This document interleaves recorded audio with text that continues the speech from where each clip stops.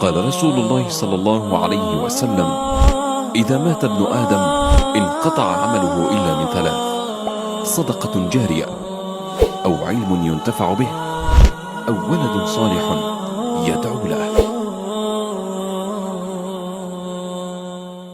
السلام عليكم ورحمة الله وبركاته، وكل عام وحضراتكم بخير ورمضان كريم علينا جميعا.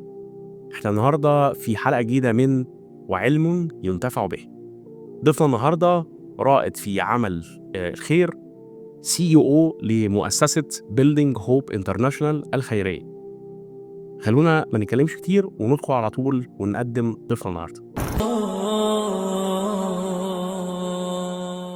دكتور ياسر أبو طه، زهرة جفن. الحمد لله بخير. طيب خلينا ندخل على طول في موضوعنا النهارده وهو عمل الخير. هنقسم الحوار على 5 محاور، واول محور عندنا دايما بيتوارد في ذهن الناس: انا ليه عامل خير؟ وبعدين في الاعداد برضه احنا كنا بنتكلم، فحضرتك قلت لي لا انت مش بتعمل خير، انت بتستثمر في الخير، وفي حاجه اسمها فلسفه العطاء. يا ريت حضرتك تقول لي بقى كده ليه نعمل خير؟ أولا أشكرك على هذه الحلقة المميزة الرائعة مع صديق وحبيب الأخ منتصر. وإحنا فلسفة العطاء هي التي تؤدي إلى السعادة. لو سألت أي حد في الدنيا من أي خلفية دينية وثقافية أنت إيه أقصى حاجة عاوزها في حياتك، هيقولك أنا عاوز أعيش مبسوط، أنا عاوز أكون سعيد. ولو بحثت عن من اللي بيتكلم في السعادة هتلاقي فلاسفة، علماء نفس، علماء اجتماع، وأهل الديانات كلهم. تمام. وإحنا النهاردة نتكلم بالذات في الدين الإسلامي. فهتجد إنه الجواب اكتشفوا وبعد بحث شديد أن قمة السعادة تكون في العطاء وليس في الأخذ. صحيح.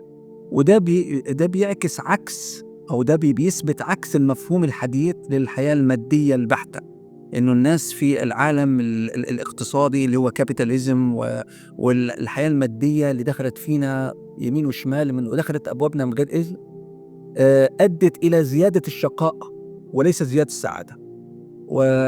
وتجد كلما زاد الإنسان ارتباط بالحياة المادية، من سواء بقى عنده فلوس كتير، بقى عنده عقارات كتير، عربيات كتير، شركات كتير، لو دخلت في مكنونه الداخلي وسألته فعلا أنت سعيد ولا لا، هو هيقول لك أنا مش سعيد. لأنه العطش الدنيا اللي احنا فيها المادية، كل ما خدت أكتر كل ما أنت عاوز أكتر، أنت ما تشبعش، وده طبيعة. لذلك احنا هنا في البرنامج الجميل ده عاوزين المشاهد، واحنا قبل المشاهد ومع المشاهد، نسعد في حياتنا بالعطاء. والعطاء أنواع كتيرة، من أهمها اللي احنا جايين نتكلم عنها العطاء من أكتر حاجة احنا بنحبها، لأنه العطاء الحقيقي مش من حاجة أنت مش عاوزها، لا، حاجة أنت بتحبها ومتمسك فيها وعاوزها جدا، وهي النهاردة نتكلم عن المال.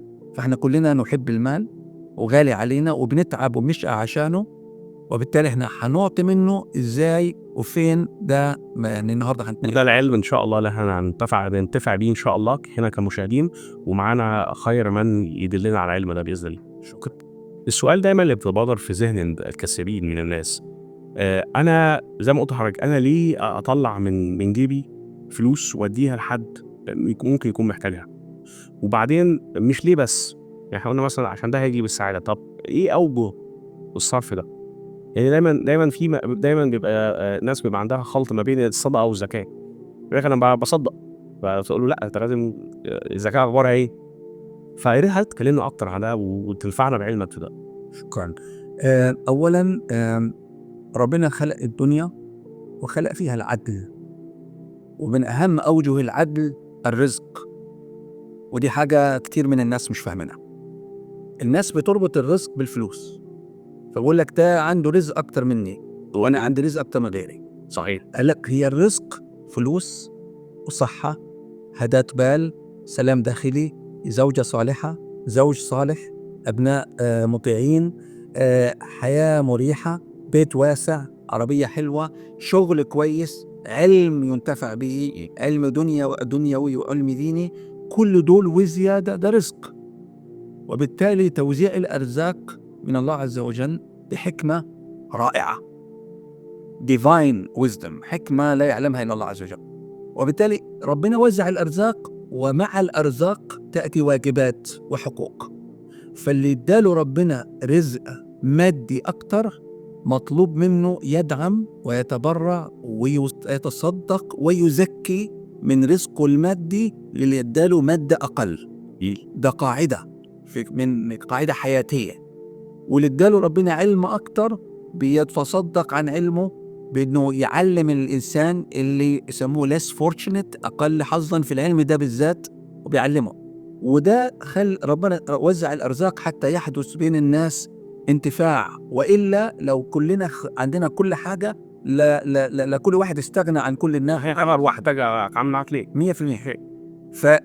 فليه أعطي لأنه لازم أعطي، من غير ما أعطي ما ينفعش. وبعدين أنا النهارده بعطي، بكرة قد أكون أنا اللي محتاج حد يديلي. يحصل طبعا يوميا ناس بتغنى في يوم، بتفقر في يوم، ناس بتبقى مستريحة في عيلتها تاني يوم بالعيلة. ممكن تكون معاك فلوس لكن فقير في العلم، حد يعلمك 100%. طبعا. الآن أوجه الفرق بين الزكاة والصدقة في الإسلام. الزكاة فرض من القواعد الخمسة التي لا يصح إسلام المرء إلا بها، الأركان الخمسة، ركن من الأركان الخمسة بالضبط. وبرضه سهلة، أنت ربنا مش عاوزك تتصدق أو تزكي إلا بجزء بسيط من مالك علشان مالك ينضف من أي شوائب فيه. صحيح. وقيمة الزكاة اللي اجتمع عليها العلماء هي 2.5% من نصاب الزكاة. إيه نصاب الزكاة؟ أي فلوس مر عليها سنة معك، سنة كاملة بعد المصاريف. يعني أنت حوشت $1000، بعد 12 سنة شغل صرفت اللي صرفته، فضل معك $1000. $1000 تزكي منها إيه؟ $25 فقط. بس $25 من 1000. 2.5%. دي زكاة الفرض. طب لو ما عملتهاش، لا، انت دخلت في معصية كبيرة، انت هدمت ركن من اركان الاسلام، زي الصلاة، زي الصلاة، زي الصوم، زي الحج، زي الشهادة والزكاة. اشهد ان لا اله الا الله وان محمد رسول الله توازي انك انت تدفع عليه 2.5%. وطبعا هناك مصارف للزكاة دي ذكرها القرآن الكريم في آية واضحة جدا، ألخص لك إياها. أعوذ بالله من الشيطان الرجيم. بسم الله الرحمن الرحيم. إنما الصدقات للفقراء والمساكين والعاملين عليها والمؤلفة قلوبهم وفي الرقاب والغارمين وفي سبيل الله وابن السبيل. هو 8 مصارف للزكاة. 8 مصارف للزكاة مذكورة في سورة التوبة آية رقم 60. المشاهد ممكن يبص عليها ويشوف شرحها، جميلة جدا. مش هندخل فيهم كلهم، لكن دول أكتر فئات في المجتمع محتاجين دعم. حتى العاملين عليها، يعني الشخص اللي بيحمل الزكاة ودي وصلها للمستحق، يستطيع أنه ياخد راتب، ياخد مكافأة مقابل أنه عمله، مش حرام. طيب، ده زكاة فهمناها وعرفنا نصابها. سؤالك بقى إيه الفرق بينه وبين الصدقة؟ ده صدقة بالظبط. كويس. الصدقة هو العمل الخيري اللي تتصدق به، سواء من مالك أو من علمك أو من وقتك، خلال السنة كلها، غير الزكاة. الزكاة إلزام، الصدقة أوبشن، صدقة اختيارية. وأجمل ما يقال في الصدقة أن الروت ووردز بتاعتها، الجذر بتاع الاسم، هي صدق، صاد دال قاف. فإن كنت صادقا مع الله، مع نفسك، مع مجتمعك، مع الدنيا، يبقى جزء من إثبات الصدقة إنك أنت تتصدق. والدليل قال رسول الله صلى الله عليه وسلم: الصدقة برهان. كلمتين بس، حديث جميل جدا، كلمتين. برهان على إيه؟ برهان على صدق الإيمان. وليه دي برهان؟ زي ما قلنا في المقدمة، أغلى حاجة على الإنسان برضو مذكورة في القرآن، المال والبنون. يعني أولادك غالين عليك، أنت تمام تعمل أي حاجة عشان أبنائك، دي بالفطرة. وبالك اللي تعبت عليه غالي عليك، مش هتقعد تبعزقه يمين شمال. فلما بتنفق، طبعا مش هتنفق من أولادك، أنت بتنفق على أولادك، لكن تنفق من مالك ده لما بتنفقه أنت زي اللي بيشتغل عكس الجاذبية. أنت عايش عشان تزيده، الفكرة المبدئية إن أنا لما أنفق منه في سبيل الله صدقة أنا بينقص من مالي. هنا محمد صلى الله عليه وسلم فكرنا قال لك ما نقص مال من صدقة. طب المحاسب بتاعي بيقول لي لما يكون معاك $1000 وتصرف 100 هيفضل 900. دي حسابات الدنيوية. لكن الحسابات الأخروية لا، أنت لما تصرف 100 من ال1000 دي بتزيد قيمة وبركة. ليه؟ قيمة بتزيد قيمة، طبعا بتزيد قيمة، بس الماث بيقول غير كده. لا، ربنا اللي خلق الماث قال لنا إنه المتقين ربنا بيرزقهم من حيث لا يحتسبوا.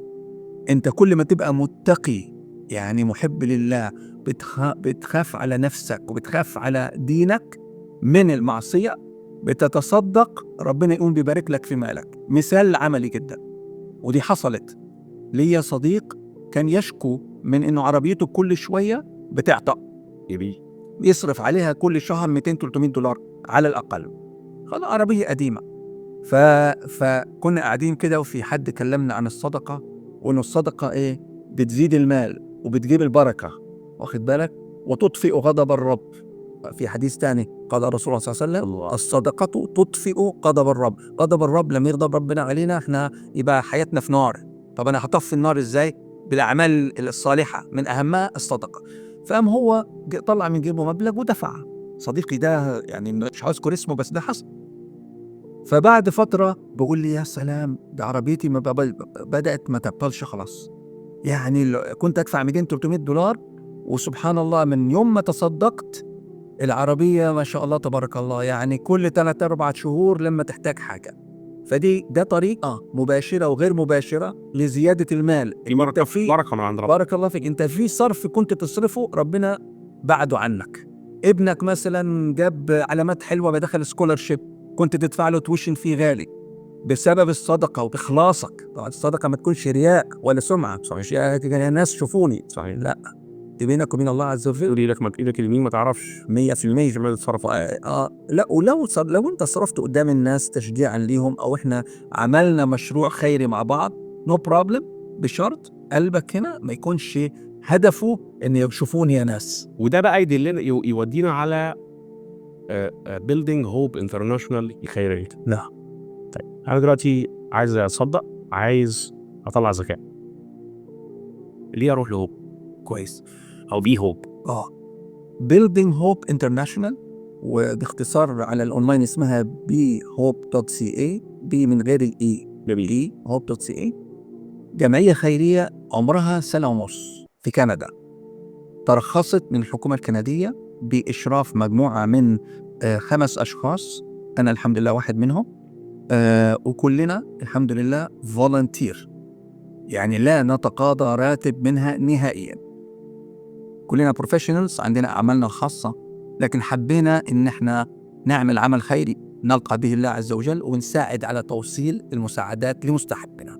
ليه Building Hope International؟ أولا هي جمعية تكونت من 5 أشخاص عندهم خبرات عشرات السنين شغالين في العمل الخيري مع جمعيات تانية كفولنتيرز، فاحنا بنحط زبدة الخبرات في الجمعيات. جميل. 2 لأنه ما فيش تكاليف للجمعية تاخد من الصدقة. يعني حضرتك لو تبرعت $1000 دلوقتي، $1000 زي ما هي هتروح للمستحق، اللهم لو في رسوم تحويل، لو في expenses indirect لا تزيد عن من 2-5%. نحاول دايما نخليها أقل من 5%. وال5% دي كمان سبحان الله لو في بادجت نغطيها عنك عشان 1000 بتاعتك توصل كلها مخصوصة 100%. وزكاة المال في الجمعية Building Hope International ما بيحصلش عليها أي خصم، ما ينفعش أصلا. الزكاة بتوصل كاملة. الصدقة بيحصل فيها خصم إداري قليل جدا. من الأسباب التانية كمان إن إحنا بنشوف فين الاحتياج الأكتر. يعني مثلا دلوقتي المشاريع اللي شغالين على حاجات، أولا كفالات الأيتام. يعني حضرتك أسألك سؤال بس، حضرتك تشرب قهوة؟ أكيد. كل يوم؟ كل لازم ما انزلش الشغل وغير ما ينفعش كندي وما يشربش قهوة. صحيح. بتصرف كام تقريبا على اقل كوبايه قهوه مش اقل من 3-4 دولار يعني، وفي ساعات بتوصل لو بقى دلعت نفسي بقى وخدت حاجه لاتيه مش عارف ايه ممتاز تاخد $7 بس. ممتاز. وانت بتتكلم عن كل يوم بالظبط. حالي. احنا يعني كفالة اليتيم في الشهر كله، سواء في سوريا، فلسطين، في السودان، في اي مكان في افريقيا، وده كلها عندنا اكسس ليها الحمد لله ما شاء الله، بتكلف من 60 ل 70 دولار في الشهر. يعني فعليا احنا بنتكلم عن $2 في اليوم، كل حاجه. يعني عن اقل من كوبايه قهوه. لو انت بتشرب 3 قهوه، الطبيب هيقول لك خليك على 2، اما اقول نسمع كلامك. الثالث بثمن الكوبايه قهوه الثالثه دي، $2 دول هحطهم في صدقه جاريه. صدقه جاريه. قال رسول الله صلى الله عليه وسلم المعنى الحديث، لما الإنسان يتوفى ويتوفاه الله، يموت، انقطع عمله. مفيش دلوقتي حاجة أي استثمار في آخرتك إلا من 3 حاجات: صدقة جارية، علم ينتفع به، فإنه دلوقتي اسم البرنامج الجميل، وولد صالح يدعو له. يا سلام. فإحنا ده الاستثمار الحقيقي، إنك أنت تسيب إما علم ينتفع به. من أمثلة العلم ينتفع به إنك أنت عملت كتاب، ألفت كتاب، عملت اختراع البشرية استفادت منه. طول ما أنت في قبرك وفي آخرتك الحسنات بتيجي. اللي هيتفرجوا على الفيديو ده كمان 10 سنين دلوقتي. جميل. فأي عمل يفيد البشر، مش بس المسلمين، البشر، بل الحجر، بل الحيوانات، بل الحشرات، ده صدقة جارية. طيب، ابنك ولا بنتك ربنا يبارك لك فيهم، لما بعد عمر طويل توفاك الله عز وجل ويتوفانا، بيدعو لنا. أي عمل صالح ابنك بيعمله، بنتك بتعمله، بيدعو لك، بيصلوا، بيصوموا، بيتزكوا، الأجر ليك شغال. التالتة واللي هي دلوقتي احنا نتكلم فيها، الصدقة الجارية. انتج القهوة بدل كوباية قهوة بثمن كوباية قهوة $2، انت كفلت يتيم. صحيح. forever. اليتيم ده كل، شرب، قرأ قرآن، صلى، اتزوج، اتخرج، حياته كلها انبنت، كل حسناته انت بتاخد قدها، لانك ساهمت $2 في الشهر، في اليوم. يعني $60 $70 في الشهر ماكسيموم. والحمد لله ده اوتوميتد. يعني حضرتك بتعمل بريسكرايب للجمعيه الخيريه بيلدينج هوب انترناشونال مره واحده، تحط الكريدت كارد نمبر بتاعك او الحساب البنكي whatever you are in favor، وبيتاخد اوتوماتيك، بدرجه انت هتنسى الموضوع، بس ربك ما بينساش. اكيد. والحسنات بتجدها يوم القيامه جبال بتنتظرك. تقول يا رب انا ما عملش ده كله، ده منين؟ لك ده من الصدقه الجاريه اللي حضرتك حطيتها، وده باب من ابواب الصدقه. عندك برضو احنا بنعمل ميديكال سبلايز. تعرف انا طبيب وشغال في ميديكال سبلايز طول عمري، وحضرتك برضو ما شاء الله. فالمهم جدا الادويه، توزيع الادويه، توزيع الاجهزه الطبيه. عندنا برضو التعليم، يعني ودي بيلدينج هوب متخصصه في موضوع التعليم والصحه اكتر حاجه، لانه انت عاوز تبني انسان، مش بس تدي اكل للانسان. يكون صديق مهم بالظبط. يبقى انت لما انسان ربنا يكرمه ويشفيه باذن الله اولا عن طريق الجمعيه، ده بقى productive person، بقى انسان منتج، بقى هو بقى يتبرع وينتج ويبقى قائم بذاته. لو برضو التعليم علمت حد، ساهمت بالتعليم سواء بقرطاسيه، دفاتر، سواء ببناء مدرسه، اصلاح مدرسه، كل ده من ضمن مشاريع الجمعيه. انت برضو بتبني المجتمعات، تبنى بالعلم، تبنى بالتكنولوجي، تبنى بالناس المتعلمه. دكتور ياسر، شكرا جدا لحضرتك، وما شاء الله احنا غطينا اكتر من محور في الجزء الاول من حلقتنا النهارده. خليكم معانا علشان لسه الحوار ما خلصش مع دكتور ياسر ومؤسسه بيلدينج هوب انترناشونال. تروحوش في اي حته عشان لسه معانا معلومات كتيره جدا وعلم منتفع بيه.